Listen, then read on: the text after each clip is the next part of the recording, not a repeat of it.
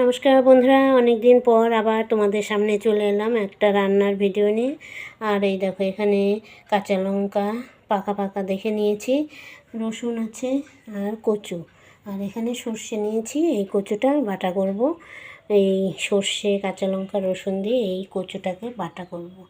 আর এখানে রয়েছে এই যে কচু শাক, এটাকে বলে কচুর উপরের যে অংশটা সেটাই কচুর শাক করব। আর এখানে ডিম রয়েছে, ডিম দিয়ে আলু দিয়ে তরকারি করব। আজকে এটাই রান্নার আয়োজন করেছি। তো তোমাদের সামনে অনেক দিন থেকে আসি না, তাও তো হবে 8-10 দিন হলো কোনো ভিডিও করতে পারছি না, কারণ আমি একটু কাজে ব্যস্ত আছি। আর এমন কাজে ব্যস্ত আছি যে তোমাদের সঙ্গে দেখা করাই হচ্ছে না। তো যাই হোক, একটু চাপ মুক্ত হয়েছি, তাই ভাবলাম তোমাদের সঙ্গে একটু দেখা করি। আজকে কি রান্না হবে আমাদের সেটাই তোমাদের সঙ্গে শেয়ার করলাম। তো আমি তোমাদের সঙ্গে এই যে কচু কেটে নিয়েছি, এটা কাঁচা লঙ্কা রসুন সর্ষে দিয়ে এটা পেস্ট করব। পেস্ট করে তারপর তেলে ভেজে, এটা ভীষণ ভালো লাগে খেতে। এইভাবে কচু দিয়ে সর্ষে কাঁচা লঙ্কা রসুন দিয়ে তোমরা বেটে খেয়ে দেখো, গরম ভাতের সঙ্গে খুব ভালো লাগে। আর এটা কচুর যে উপরের অংশটা সেটাই কেটে নিয়েছি, কচুর শাক করব। তো আর ডিমের ঝোল করব। তো তোমাদের মতো বন্ধুদের মাঝে মাঝে ভুলে থাকতে হয়, তাছাড়া আর কোনো পথ নেই। আমার সংসার জীবনে অনেক নানান সমস্যা থাকে, সেই সমস্যা কাটিয়ে উঠে তারপর তোমাদের সঙ্গে একটু গল্প, একটু রান্না, এটাই শেয়ার করি। তো চলো আমি রান্নার কাজটা শুরু করে দিই। আর সকাল সকাল সমস্ত কাজ হয়ে গেছে, পুজো দিয়ে দিয়েছি, আজকে এটাই রান্না হবে, তো রান্না শুরু করে দিই। তো চলো আমার সঙ্গে থাকো আর ভিডিওটা দেখতে থাকো। তো বন্ধুরা, আমার কচু পেস্ট করে নিয়ে চলে এসেছি।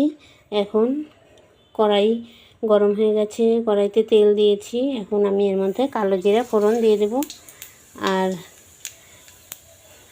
এর মধ্যে কাঁচা লঙ্কা রসুন আর কচু একসঙ্গে পেস্ট করে নিয়ে এসেছি, এই কালো জিরা ফোড়ন দিয়ে এর মধ্যে এটা আমি ঢেলে দেবো। এই দেখো, এটা পেস্ট হয়ে গেছে, কচুটা এর মধ্যে ঢেলে দেবো।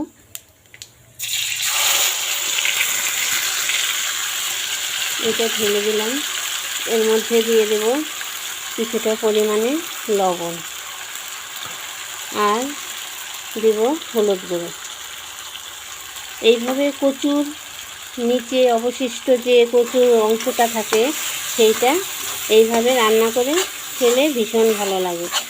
আর একটু কালো জিরাটা একটু বেশি দিয়েছি, কারণ কালো জিরাটা মুখে পড়লে খুব সুন্দর লাগবে খেতে। তো এই দেখো, আমি এটা এইভাবে তেলে ভেজে নেব।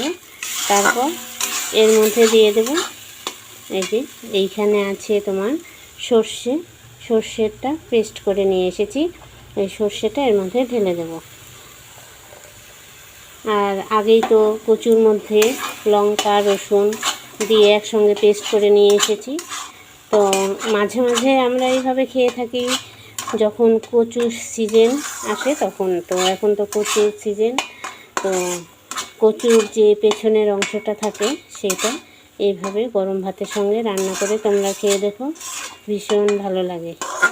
একটু ভালো করে ভেজে নিই, ভেজে নামিয়ে নেওয়ার আগে একটু চিনি দিয়ে দেবো, সামান্য একটু চিনি দেবো। অনেকটাই ভাজা ভাজা হয়ে গেছে, আমি এখন এর মধ্যে নামিয়ে নেব। তার আগে একটু পরিমাণ মতো একটু চিনি দিয়ে দেবো। এখন এটা নামিয়ে নেব, হয়ে গেছে। বেশ জল ছিল এর মধ্যে, জলটা শুকিয়ে গেছে। এখন আমি এটা নামিয়ে নেব। তো রান্না হয়ে গেল। আমরা কচুর শেষের অংশটা এটা এই যে বাটা করেছি, আর কচুর ওপরের অংশটা এটা হচ্ছে, এটাকে আমরা চলতি ভাষায় কচুর ঢাইগা বলি। তো এই কচুর ঢাইগাটা ভাজা করেছি। আর এখানে আছে তোমার ডিম অমলেট করে তরকারি করেছি। আজকে গোটা গোটা ডিম দিয়ে রান্না করিনি, আলু দিয়ে তরকারি করেছি। আর এখানে এই যে কচু বাটা করেছি। তো আমার রান্না হয়ে গেল সকালবেলা, এখন খেতে দেবো। আর আমার রান্নাটা কেমন লাগলো একটু কমেন্টে জানিও।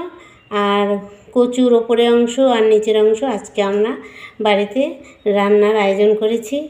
তোমরা এভাবে কচুটা রান্না করে খেয়ে দেখো, বেশ ভালো লাগে খেতে। নামানোর আগে একটু চিনি দিয়েছি, তো গরম ভাতের সঙ্গে খেতে বেশ লাগে। তোমরা রান্না করে খেয়ে দেখো। আবার কচুর নিচের অংশটা দিয়ে বড়া খেতেও ভালো লাগে। তো চলো বন্ধুরা, আজকের মতো ভিডিওটা এখানেই রাখছি। আবার নতুন ভিডিও নিয়ে তোমাদের সামনে চলে আসব। আর প্রচুর গরম পড়ে গেছে, এখন আমরা এই পাকাতে বসেই খাওয়া দাওয়া করি।